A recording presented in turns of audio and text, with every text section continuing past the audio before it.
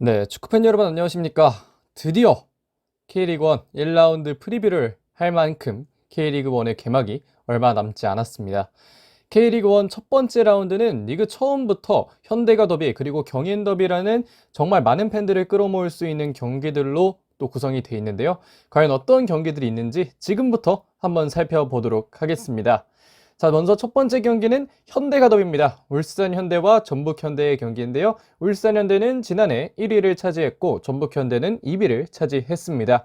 그러했던 지난해 전북과 울산과 전북은 2승 1무 2패라는 정말 동률의 정말 이 동등한 정말 이걸 라이벌이라고 하는구나, 이걸 더비라고 하는구나 라는 생각이 들 만큼 또 정말 굉장히 좋은 경기들, 재밌는 경기들이 많이 펼쳐졌었는데요. 우선은 관전 포인트를 보도록 하겠습니다. 먼저 울산 현대의 관전 포인트인데요. 첫 번째는 역시 후방에서의 전개의 정확도를 높일 필요가 있다는 겁니다. 겨우내 프리시즌 동안, 물론 이 프리시즌이라는 특성상 여러 가지 실험을 해야 되기 때문에 정확도보다는 여러 가지 실험에 조금 더 무게를 뒀을 수는 있지만 후방에서의 전개의 정확도가 높일 필요가 있다는 건 이 경기에서도 조금 했던 포인트들이라고 할 수 있겠고, 그 다음에는 올해 역시 플랜 A는 4-3-3으로 흘러갈지도 지켜봐야 되지 않을까라고 생각을 하게 되는데요. 사실 지난해에도 그렇고 올해에도 그렇고 2021년에도 그랬고 4-2-3-1 내지는 4-3-3을 주로 사용했던 울산입니다. 올해에는 3선, 2.5선, 2선 이렇게 3명의 선수로 나뉘어서 좀 경기를 하게 되지 않을까 싶은데요. 박용우 선수를 처음부터 활용한 4-3-3을 활용할 수 있을지 이걸 좀 지켜보면 좋을 것 같고, 마지막으로 수비적인 부분에서는 전북의 2선 측면이 상당히 강합니다. 송민규, 이동준 이런 선수들이 상당히 또 좋은 경기력을 보여주는 전북이기 때문에 울산은 이런 점들 잘 막아내야겠고요. 키플레이어는 역시 마틴 아담입니다. 축구 주머니가 꽤 줄어들었는데요. 이 마틴 아담 과연 이번 경기 바로 직전에 전북 현대와의 경기에서는 정말 그 엄청난 득점들을 많이 보여줬잖아요. 그런 득점들을 이번 경기에서도 보여줄 수 있을지 한번 또 지켜보도록 하겠습니다. 자, 넘어가서 전북 현대의 관전 포인트를 보면 가장 큰 변수는 역시 정민기 선수의 빌드업이 아닐까 싶은데요. 물론 김준홍 선수 맞나요? 김정훈 선수가 나와서 플레이를 한다면 이 변수는 어느 정도 사라지겠지만, 사실 정민기와 정태욱이 만들어내는 빌드업은 사실 좀 불안하기는 합니다. 이게 정태욱이라는 선수가 가지고 있는 수비적인 장점은 정말 뛰어난 선수고, 정민기도 이 본래 골키퍼에게 주문하는 어떤 선방 같은 능력에서는 정말 좋은 선수지만, 사실 정민기나 정태욱이나 이 발밑이 좋은 선수라기보다는 그냥 수비력이 좋은 선수들이잖아요. 그래서 이런 점들은 좀 변수라고 할 수 있겠고, 하지만 정태욱이라는 선수가 들어오면서 이 백포가 김진수, 홍정호, 정태욱, 김문환이라는 정말 국가대표급 수비진을 또 가지게 됐기 때문에 이런 점은 좀 지켜볼 필요가 있겠다. 빌드업에서는 어려울 수 있지만 수비 자체에서는 정말 강점을 지닐 수가 있다라는 점을 또 생각할 수 있게 만들고요. 마지막으로 이선 측면에서의 다양한 공격력 보여줘야 됩니다. 울산 같은 경우에는 이 울산의 관전 포인트에 대해서 말씀을 드릴 때도 말씀을 드렸지만, 이선 측면 자원들로 인한 공격을 상당히 좀 자유자재로 활용을 할 수 있는 전북이고, 거기서 나오는 세부 전술들이 상당히 공격 전개에 중요하게 또 여겨지고 있는 전북 현대이기 때문에 이런 점을 좀 주요하게 볼 수 있을 것 같고요. 마지막으로 월드컵 스타 조규성의 폼이 과연 경기 소화가 가능한 폼인지도 지켜볼 필요가 있습니다. 이 겨우내 전북 현대의 어떤 시즌 동안의 그 프리시즌 경기들을 보면 전북 현대 팬분들께서 올린 걸 많이 봤는데, 보면 전북 현대가 연습 경기 하는 동안 조규성 선수의 폼이 그렇게까지 높이 올라오진 않았다라고 이야기를 많이 하시더라고요. 사실 조규성 선수 이외에 지금 톱을 볼 수 있는 게 구스타보, 그리고 하파실바 내지는 송민기 선수 제로톱 이렇게가 있는데, 지금 가장 만약에 조규성의 폼이 올라오지 않았다면 가장 높은 건 또 송민기 선수의 제로톱 가능성이 가장 높다, 이렇게 여겨지는 것 같기는 합니다. 자, 그렇게 해서 일단은 예상 라인업 보겠는데요. 사실 지금의 예상 라인업은 크게 의미는 없습니다. 시즌 들어가서 이 한 3-4경기 정도는 봐야 이 팀이 이런 라인업을 구성하고 있구나, 이런 라인업을 만들어가고 싶구나 라는 걸 이해할 수 있기 때문에 지금은 그냥 정말 예상 정도로 생각을 해주시면 좋을 것 같고, 22세 이하 쿼터는 사실 당연히 계산을 안 했다는 점 말씀을 드리겠고요. 키퍼에는 울산부터 소개해드리겠습니다. 키퍼는 조현우, 백포에는 이명재, 김영건, 정승현, 김태환, 중원에는 박영우, 이규성, 아타로, 그 위에는 박호, 마티나담, 엄원상을 예상해 보겠는데요. 사실 전북도 전북이지만 울산 같은 경우에도 이 베스트 11이 꽤 많이 좀 굳어져 있는 구단입니다. 이 공격형 미드필더 자리에 이청용이 아닌 아타로 선수가 들어간다는 게 좀 차이가 되겠고요. 올해는 정승현이 주장으로 시즌 처음부터 합류하는 그런 시즌이기 때문에 더 기대를 하게 되지 않을까 싶고, 엄원상의 자리에 나중에는 뭐 루빅손이나 이런 선수들이 들어올 수 있다라는 점 생각해보면 좋을 것 같고요. 전북현대는 정민기 키퍼, 백포에는 김진수, 홍정우, 정태욱, 김문환, 중원에는 김건우, 백승호, 아마노, 그리고 윙에는 송민기와 이동준, 톱에는 조희성입니다. 역시 눈에 띄는 건 울산 출신의 두 명의 선수죠. 이 아마노와 이동준인데, 과연 또 울산 현대와 전북 현대의 경기에서 이 두 명의 선수가 얼마나 힘을 쓸 수 있을지는 좀 지켜볼 필요가 있겠다라는 생각이 들겠고요. 뭐 나머지는 앞에서 얘기를 드린 대로 이 정민기 선수와 정태욱 선수가 만들어갈 빌드업, 이런 것은 좀 열심히 좀 해줄 필요가 있다 정도까지 말씀을 드릴 수가 있을 것 같습니다. 자, 넘어가서 이제는 경인 더비 보겠는데요. 경인 더비, 앱서울과 인천 유나이티드의 경기, 사실 이 지난해 초반만 해도 이 두 팀의 더비는 뭐 비기기도 했지만 뭐 잔디 이야기 이런 것들이 있으면서 정말 이것도 더비 하나의 일종인가? 라는 생각도 했고, 아니면 이게 뭐 사실 인천 잔디가 아주 좋은 편이 아니잖아요. 뭐 그래서 뭐 그런 얘기가 나오는 추세였는데, 지금 보면 지난해에는 이제 홈팀 기준으로 지난해 전적을 졌기 때문에 인천이 1승을 했다고 볼 수 있는 거잖아요. 인천은 지난해 정말 눈에 띄는 활약을 보여줬습니다. 2022년에 4위를 기록했고, 서울은 또 2022년에 9위를 기록한 게 그런 차이라고 할 수 있겠는데, 올해에는 이런 차이를 또 얼마나 좁힐 수 있을지, 내지는 얼마나 벌릴 수 있을지가 좀 기대가 된다고 보시면 좋을 것 같습니다. 자, 우선은 앱서울의 관전 포인트부터 보겠는데요. 앱서울의 관전 포인트, 첫 번째는 폭풍 영입에 성공한 서울, 시즌에서는 어떨까입니다. 뭐 이선 측면이나 뭐 여러 톱이나 이런 부분에서 상당히 또 보강을 잘했던 앱서울이잖아요. 이 아시아 쿼터도 스웨덴 국적과 시리아 국적을 동시에 갖고 있는, 사실상 아시아 쿼터가 아니라 유럽 선수인 호삼 ISC 선수를 데려오면서 상당히 또 퀄리티 있고 굉장히 클래스 있는 선수들로 구성했고, 토브에는 일류첸코와 황의조라는 엄청난 또 라인업을 가지고 있기 때문에 이런 라인업은 뭐 기재를 하지 않을 수 없다라고 좀 생각을 하고요. 새로운 익수볼 서울다움을 올해는 보여줘야 된다. 제가 서울다움이라는 그 단어를 서울 시즌 프리뷰에 넣었는데 약간 반응이 약간 그렇더라고요. 서울다움은 쓰면 안 되는 단어다 뭐 이런 얘기를 하셔서, 뭐 사실 안타까움이죠. 이런 건 그 서울다움이라는 단어는 사실 좀 되게 좋은 단어잖아요. 서울답게 그 명문팀답게 축구를 해야 된다라는 얘기인데, 그게 좀 의미가 퇴색되고 있는 것 같아서 그건 좀 아쉬웠는데요. 그런 생각을 하지 않게끔 이번에는 좀 더 좋은 모습을 보여줘야 될 것 같고요. 올해는 마무리가 잘 돼야 시즌도 잘 된다고 생각합니다. 시즌 초반에 서울이라는 팀이 잘 되다가 결국은 좋지 않은 상황에서 마무리한 것도, 저는 시즌 초반에 승점을 많이 벌어놓지 못했기 때문도 있다라고 생각을 하는데요.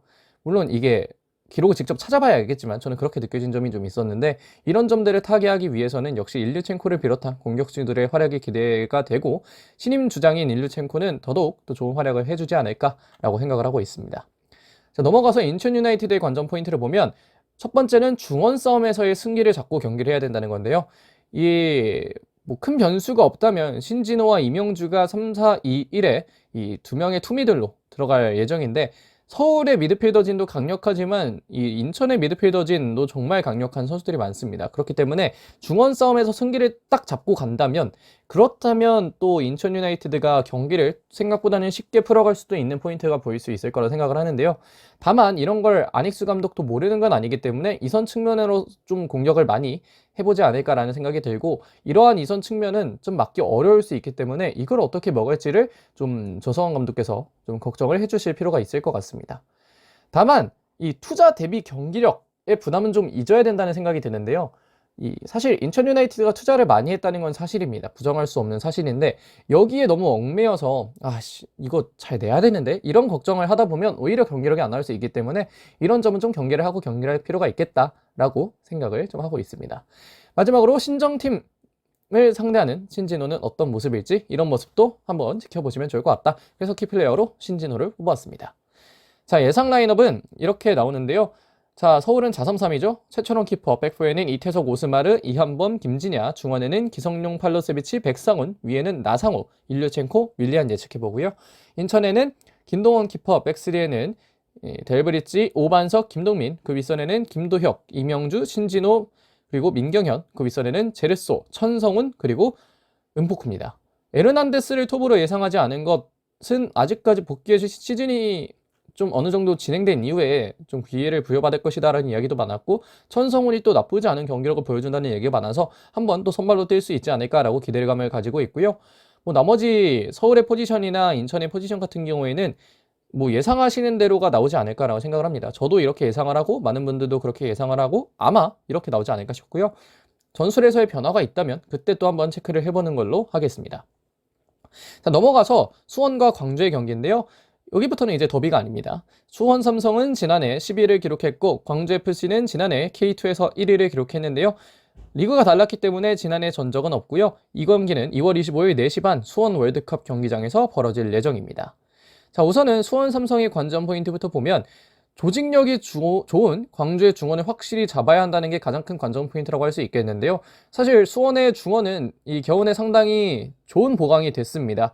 지금 주전 조합이 이종성, 고승범, 김보경인데 이 중원 조합이라면 사실 중원 싸움에서 질 이유는 없거든요. 이런 점들이 잘 반영이 된다면 조직력이 좋은 광주의 중원, 그리고 조직력이 좋은 광주의 축구를 또 이겨내는 데 좋은 또 하나의 방법이 될 수 있지 않을까라고 생각을 하고 있고, 광주의 빌드업 이후에 아이솔레이션을 좀 수비를 잘해야 될 것으로 보입니다. 한쪽에서 아이솔레이션을 할 때 반대쪽에 비어지는 그런 점들도 좀 생각을 할 필요가 있겠고, 이런 것들을 생각하면서 수비나 공수 전환이나 이런 것들을 좀 생각을 해줘야 수원이 일격을 맞지 않고 패배를 하지 않고 이렇게 좀 경기를 할 수 있을 것이라 생각을 하고요. 마지막으로 승격팀과의 경기라는 부담을 내려놓고 경기를 해야 조금 더 본인들의 축구를 할 수 있지 않을까라고 생각을 하고 있습니다. 여기서 키플레이어는 역시 안병준인데요.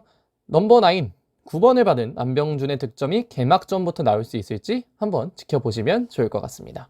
자, 넘어가서 광주FC의 관전 포인트인데요. 첫 번째는 걱정보다는 오히려 기대가 되는 정효볼, 그리고 광주의 조직력입니다. 이와 함께 정효볼이 K리그1에서도 통할 수 있을까라는 관전 포인트도 좀 생각을 하실 수가 있을 것 같은데요. 정효볼은 지난해 K리그2에서 정말 압도적인 경기력을 보여줬습니다. 그렇기 때문에 이렇게 K리그2에서 압도적인 경기력을 보여준 팀은 대개 K리그1에서 약간은 좀 부침을 겪더라도 그래도 좋은 경기력을 보여주는 경우가 꽤 많았거든요. 그렇기 때문에 이런 경기력을 과연 K리그1에서도 보여줄 수 있을지 한번 지켜볼 필요가 있겠다라고 얘기를 드리고 싶고요. 마지막으로 또 자신감을 가지고 경기를 하는 게 중요하다고 생각을 합니다. 광주FC는 승격팀이지만 지난해 좀 압도적인 좋은 축구를 보여줬던 만큼 전혀 기죽을 필요가 없겠고, 이런 점들을 잘 생각해서 경기를 해줘야 되지 않을까라고 생각을 하고 있습니다. 키플레이어는 엄지성인데요. 7번이라는 등번호를 받고 엄원상의 뒤를 잇는 이 선수를 수원 팬분들도 한 번쯤 또 보시는 것도 좋을 것 같고요. 이 선수가 아시안게임도 갈 수도 있고 향후 국가대표도 뽑힐 수 있는 선수니까 한번 지켜보시면 좋을 것 같습니다. 그렇게 해서 예상 라인업을 보면 수원 삼성은 4-3-3, 광주FC는 3-4-2-1인데요. 수원 삼성, 양용무 키퍼, 백포에는 이기재, 볼트위스, 고명석, 정승원. 이 정승원은 그 닉네임은 언급하는 건 좀 그렇고 이 플레이어스에서 제가 또 피드백을 주신 분이 있어서 그런 피드백도 반영을 해봤고요. 중원에는 이종성, 고승범, 김보경, 윗선에는 전진우, 안병준, 아코스티가 뛰지 않을까 싶은데요. 아코스티는 광주를 상대로 또 도움을 기록한 적이 있기 때문에 이런 점을 어떻게 좀 살려보지 않을까라고 생각하고 있습니다. 아코스티가 맞겠죠? 제가 이 키플레이어를 찾으면서 안병준, 아코스티, 김경중의 지난해 광주 상대 전적을 봤는데 김경중이었나요? 정확히 기억은 안 나는데요. 어쨌든 아코스티가 나오지 않을까라고 생각을 하고 있고요. 광주는 뭐 김경미 키퍼, 백스리에는 티모, 박한빈, 안영규, 윗선에는 안타깝게도 이으뜸 선수 대신 이민기, 중원에는 정호연과 이순민, 오른쪽에는 두현성이고요. 위쪽에는 엄지성, 산드로, 그리고 아산입니다. 이 자리에서 다시 한번 또 이으뜸 선수가 하루빨리 복귀할 수 있기를 바라겠고요. 3개월 예상된다고 하는데 또 빨리 회복을 해서 좋은 경기력을 빠르게 보여줄 수 있는 상황이 꼭 나오기를 진심으로 또 바라고 응원하도록 하겠습니다. 자, 그럼 여기까지 수원 삼성과 광주FC의 경기 프리뷰를 해보도록 하겠고요. 넘어가서 포항 스틸러스와 대구FC의 경기입니다. 2월 26일로 넘어가서 경기를 하는데요. 2월 26일 오후 2시 포항 스틸리아드에서 벌어질 예정입니다. 지난해 포항 스틸러스는 2022년 K리그1 3위, 대구FC는 8위를 기록했고요. 지난해 전적은 1승 2무 1패, 이 중에서는 상당히 인상 깊었던 경기들도 많았습니다. 일단은 포항 스틸러스의 관전 포인트부터 보면 중원에서 어떤 시너지가 나올 수 있을지가 상당히 궁금하고, 그와 함께 중원을 어떤 조합으로 가져갈지도 상당히 궁금해지는데요.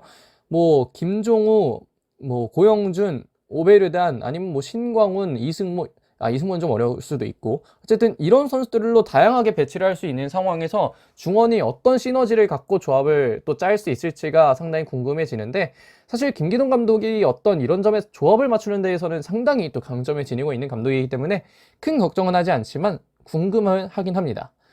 그 다음으로는 올해도 기동볼이 빠른 카운터를 보일 수 있을지, 이런 점은 좀 궁금해지고, 사실 임상엽이라는 선수가 빠진 가운데 김인성이 들어오면서 스피드적인 부분에서는 어떻게 보면 더 발전을 했다고 볼 수 있기 때문에 이런 점들은 또 생각을 충분히 할 수 있겠다는 생각을 하고 있고요. 과연 윤평국과 황인재 중 어떤 선수가 주전 키퍼로 뛸 수 있을지도 지켜보면 좋을 것 같습니다. 키플레이어는 역시 제카인데요. 이거는 경기에서 활약을 하는 뭐 이런 거에 대한 키플레이어가 아니라 경기를 뛸 수 있을지가 상당히 좀 궁금합니다. 사실 제카는 정말 큰 기대감을 갖고 데려온 선수인데, 지금 이야기를 들어보면 팀 적응이 수월할 만한 상황에 있었던 건 아닌 것 같아요. 그렇기 때문에 이러한 상황을 잘 딛고 또 제카가 경기를 온전히 소화할 수 있을지는 아직까지는 좀 지켜볼 만한 하다. 아직까지는 뭐 정확히 알 수는 없다 라고까지 말씀을 드리면 좋을 것 같습니다. 넘어가서 대구FC는요, 새로운 브라질 선수들의 경기력이 가장 중요합니다. 바셀루스, 세라토, 이 선수들의 경기력이 가장 중요하다고 할 수 있겠는데, 이 선수들이 대구라는 팀에서 좋은 경기를 하는 것만 보일 수 있다면, 그렇다면 이 선수들 K리그 1에서 연착륙하겠구나 라는 걸 또 판단을 할 수 있을 것 같고요. 두 번째는 백스리가 어떤 조합으로 어떻게 나올지가 궁금해집니다. 지난해에서 센터백이 3명이 나갔습니다. 정태욱, 박병현, 김우석, 이 3명이 나갔는데, 이 3명의 선수가 빠진 만큼 들어오진 않았고, 1명 정도가 들어왔고, 뭐 신인 선수들 뭐 이렇게 해서 들어온 상황인데, 이런 상황에서 대구라는 팀이 얼마나 또 좋은 조직력을 갖고 얼마나 좋은 수비적인 측면에서의 플레이를 갖고 경기를 할지가 상당히 좀 궁금해지고요. 혹은 백스리가 아닌 아예 다른 최원건 감독의 축구를 할 수도 있긴 하다라는 점도 생각을 해볼 수는 있을 것 같습니다. 키플레이어는 역시 바셀루스인데요. 바셀루스가 이 대구FC의 주니오, 에드가 뭐 이러한 형식으로 이어지는 외국인 선수 스트라이커 자리에 계보를 이어갈 수 있을지 한번 또 지켜보면 좋을 것 같습니다. 그렇게 해서 예상 라인업을 보면 포항슬러스는 4-3-3, 대구FC는 3-4-2-1인데요. 포항슬러스의 경우에는 일단은 윤평국 키퍼를 예상해봤고요. 백포에는 심상민, 그랜트, 박찬용과 박승욱, 중원에는 오베르단, 고영준, 김종우, 그 윗선에는 김인성, 제카, 정재희를 예측해봤습니다. 사실 부주장과 주장이 없죠. 이거는 이전 포항 프리뷰 영상에서도 많이 말씀을 주셨던 건데, 뭐 나온다면 왼쪽 윙이나 제카가 뛰지 못할 경우에는 톱으로 김승대가 나올 수 있을 거라고 생각을 하고 있고요. 하창래 선수가 사실 포항에서는 상당한 상징성을 지니고 있는 선수이기 때문에 박찬용 선수의 자리에 또 하창래가 나올 수도 있을 가능성도 있다라고 생각을 하고 있기는 합니다. 다만 이 영상에서는 이렇게 다루도록 하겠고, 1차전에 1라운드의 선발 라인업 보고 2라운드부터는 좀 다르게 가보도록 하겠고요. 대구FC는 뭐 오승훈 키퍼, 백스리에는 홍정훈, 김진혁, 김강산, 죄송합니다. 말이 좀 꼬이네요. 위쪽에는 홍철, 이진용, 세라토, 황재원, 그 윗선에는 세징야, 바셀루스, 고재현입니다. 사실 뭐 대구FC라는 팀은 어떻게 보면 이 베스트 11 내지는 백스리는 좀 고정된 상태로 가는 팀이기 때문에 이런 점에서는 뭐 라인업을 예측하는 게 그렇게 크게 어렵지는 않은데요. 다만 포메이션이 바뀔 수 있기 때문에 이런 점도 좀 고려해야 될 것 같고, 지난해 장성원 선수를 오른쪽 윙백으로 두고 황재원 선수를 중앙에 두는 그러한 또 선수 기용도 생각을 했던 대구이기 때문에 이런 점은 또 경기 들어가 봐야 또 알 수 있을 것 같습니다. 자, 그렇게 해서 포항과 대구의 경기 프리뷰는 이 정도까지 하도록 하겠고요. 넘어가서 제주유나이티드와 수원FC의 경기입니다. 제주유나이티드는 지난해 5위, 수원FC는 지난해 7위를 기록했고요. 2월 26일 2시 제주 월드컵 경기장에서 이 경기 벌어질 예정입니다. 지난해 전적은 제주유나이티드가 1승 2무로 앞서 나갔습니다. 자, 일단은 제주유나이티드의 관전 포인트를 먼저 보겠는데요. 첫 번째는 어떤 센터백 조합을 주전으로 세울지입니다. 뭐 김경재 선수도 나갔지만 임채민 선수가 들어왔고, 송준 선수도 들어왔고, 연재훈 선수도 들어왔고, 상당히 좋은 센터백이 많이 들어왔고, 그렇기 때문에 선발 라인업이 더더욱 기대되는 제주유나이티드라고 할 수 있겠는데, 아직은 임채민이나 뭐 다른 선수들의 뭐 어떤 뭐라고 할까요? 이 제주에 대한 뭔가 좀 익숙함이 좀 덜하기 때문에 이 숙련도, FM으로 따지면 뭐 선수를 친화도 뭐 이런 게 있는데, 이런 게 아직은 좀 덜할 것 같아서 이런 점을 생각했을 때에는 어떤 선수를 또 센터백 조합으로 남길 감독이 내세울지는 지켜봐야 될 것으로 보이고, 다음으로는 왼쪽 윙백에 정말 김승섭이 뛸지 아니면 뭐 다른 선수가 뛸지는 지켜봐야 되지 않을까라고 생각을 하고 있고, 이주용 선수가 합류해서 이 경기를 뛰기에는 사실 적응에는 살짝 문제가 있다고 생각을 하거든요. 그렇기 때문에 아니면 뭐 정훈이 뛸지 이런 건 좀 지켜볼 필요가 있겠고, 마지막으로 주민기와 제르소가 빠진 공격진의 공격 퍼포먼스는 어떨지도 기대를 해볼 만한 것 같습니다. 키플레이어는 역시 유리인데요. 유리 탱크라는 가지고 있는 그런 유리만큼 또 지난해 브라질 주리그에서 정말 또 주리그 아니에요? 세리 B였나요? 세리 A였나요? 하여튼 정말 브라질 리그에서 정말 좋은 득점력을 보여주고 제주로 왔기 때문에 이 기대를 하지 않을 수 없을 선수라고 얘기를 좀 드릴 수 있겠고, 그렇기 때문에 어떤 능력치를 보여줄 수 있을지는 기대할 수밖에 없을 것으로 또 예상이 됩니다. 자, 넘어가서 수원FC는요, 김도균 감독이 포메이션이 어떨지가 가장 궁금한데요. 지난해 상당히 많은 포메이션을 사용했던 만큼 올해에는 또 어떤 포메이션을 사용할지가 상당히 기대도 되고 또 궁금하기도 합니다.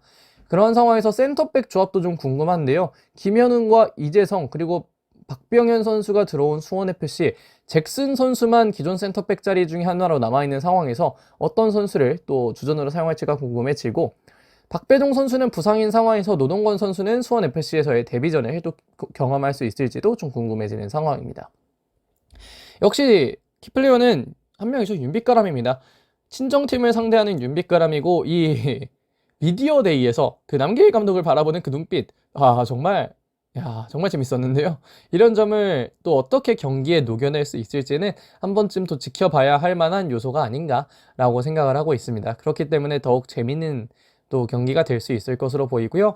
자, 넘어가서 예상 라인업 보도록 하겠습니다. 일단 제주 유나이티드는 3-4-3입니다. 김동준 키퍼, 백3에는 김봉수, 연재훈, 김호규, 그리고 올라가서는 정훈, 최영준, 이창민, 안현범, 그리고 위쪽에는 헤이스, 유리, 링입니다. 이 라인업이 가장 신천장분들께서 다른 얘기를 많이 해주실 것 같아요. 센터백에는 이 자리에 이 선수가 설 것 같다. 아니면 뭐 레프트 윙백에는 정훈이 아니라 뭐 다른 선수가 설 것 같다. 이런 얘기를 되게 많이 하실 것 같은데, 저도 알고 있고 이 라인업을 구상하는 데까지 좀 상당히 많은 시간이 걸렸는데요. 사실 뭐 왼쪽에 안태현 선수가 괜찮다면 뭐 안태현 선수가 뛸 수도 있겠고, 아니면 뭐 오피셜이 뜨자마자 얼마 안 됐지만 이주용 선수가 뛸 수도 있겠고 하겠지만, 지금 왼쪽 윙백을 볼 수 있는 자원이 정훈을 제외하면 잘 없을 것 같다는 생각이 들어서 일단 정훈을 놨고요. 센터백 자리에는 뭐 김봉수 자리에는 송준 선수가 들어갈 수도 있고요. 뭐 다른 선수들도 많이 들어갈 수 있는 상황입니다. 그리고 오른쪽 윙에 링 예상한 것, 링의 부활 또 기대를 해야 하잖아요. 링이라는 선수에 대해 뭐 드린 돈도 있고 링이라는 선수에 대한 기대치가 있기 때문에 이런 것들을 좀 링 선수가 좀 충족을 해줘야 된다라는 의미에서 넣었다라고 생각을 해주시면 좋을 것 같고요. 수원FC는 우선은 4-2-3을 예측해봤습니다. 키퍼에는 노동건, 백포에는 정동호, 잭슨, 박병현, 신세계, 그 윗선에는 박주호와 정재용, 그 위에는 이승우, 윤빛가람, 이광혁, 톱에는 라스 예상해봤는데요.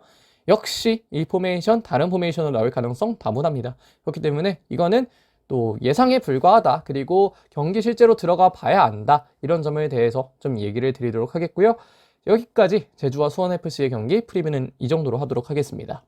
자, 이제 마지막으로 대전과 강원의 경기 프리뷰를 해보겠는데요. 대전은 지난해 K리그2에서 2위, 강원은 지난해 K리그1에서 6위를 기록했습니다. 이 두 팀은 2021년 승강 플레이오프에서 만났지만 강원이 잔류를 한 바가 있고요. 이 경기 2월 26일 4시 반 대전 월드컵 경기장에서 벌어질 예정입니다. 지난해에는 리그가 달랐던 만큼 전적이 없고요. 대전 하나시티즌의 관전 포인트부터 보도록 하겠습니다. 자, 첫 번째는 이선 측면에서 오랜 시간을 보낼 선수들이 누구인지입니다. 사실 뭐 이게 이선 측면이라기보다는 측면과 중앙을 오가는 플레이를 해주는 선수가 조금 더 맞다고 생각을 하는데요. 이 자리에 마사가 뭐 갑자기 떠난다는 이야기도 있더라고요. 그래서 잘 모르겠지만 어쨌든 뭐 이 자리에서 어떤 선수가 경기를 뛰게 될지 좀 궁금하고, 22세 이하 자원으로는 뭐 배준호가 뛸 가능성이 높겠지만 이 선수의 출전 시간 이런 것도 좀 생각을 해봐야 될 것 같고, 굉장히 여러 가지로 좀 고려를 해봐야 되는 이민성 감독일 것 같습니다. 다음으로는 강원의 탄탄한 조직력을 파괴할 방법도 찾아야 될 거라는 생각을 하고요. 사실 강원은 베스트 11이 가장 고착화되어 있는, 가장 또 뚜렷한 색깔을 가지고 있는 팀이기 때문에 이런 점에서도 대전 하나시티즌이 이 조직력을 어떻게 뚫어내야 될지를 생각해 봐야 될 것 같고, 강원의 카운터가 상당히 강력하잖아요. 이 김대원과 양현준으로 대표되는 이 강원의 공격을 어떻게 막을 수 있을지도 고민을 해봐야 된다라고 생각을 하고 있습니다. 마지막으로 키플레이어는 조유민인데요. 수비진에서의 리더 역할을 해줄 조유민 선수가 잘 버텨줘야 강원의 공격을 막을 수 있다라는 생각을 하기 때문에 조유민 선수 키플레이어로 뽑아보도록 하겠습니다. 자, 넘어가서 강원FC의 관전 포인트는요. 일단은 지난해와 비교해 얼마나 많이 비슷할지가 좀 궁금합니다.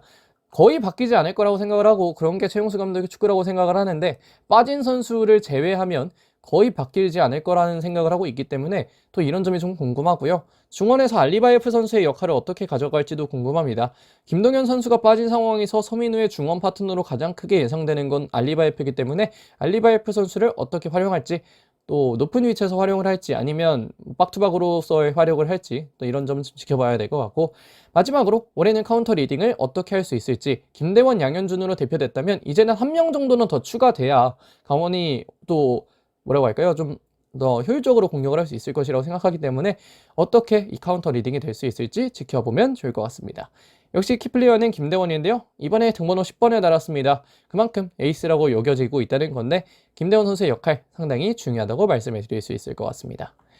자, 그래서 예상 라인업 또 보면 뭐 대전은 3-4-3이죠. 이창근 키퍼, 백스리는 김민덕, 조유민, 임덕근, 그 윗선에는 서영재, 이진현, 주세종, 오재석, 그 윗선에는 레안드로, 티아고, 이현식을 예상해 보도록 하겠습니다. 사실 뭐 3-4-3이라기보다는 3-4-2-1 정도로 사용을 할 수 있을 것 같다라고 얘기를 드릴 수가 있겠는데 이거는 뭐 보기에 따라 다르게 나올 것 같고 3-4-3보다는 3-4-2-1이 맞냐라고 얘기를 하셔도 뭐 맞다라고 전 얘기를 할 수 있을 것 같습니다. 일단은 이선 측면에는 레안드로와 이현식을 예상해 보도록 하겠고요. 이현식의 공격적 재능을 살리기 위해서는 이선에 한번 더 보는 것도 괜찮을 것 같다라고 생각을 하고 있고 중원에 이진현 선수가 대전의 어떤 플레이에서 잘만 들어갈 수 있다면 이진현과 주세종의 조합은 정말 좋은 조합이 되지 않을까라고 생각을 하고요. 강원은 3-4-3이죠.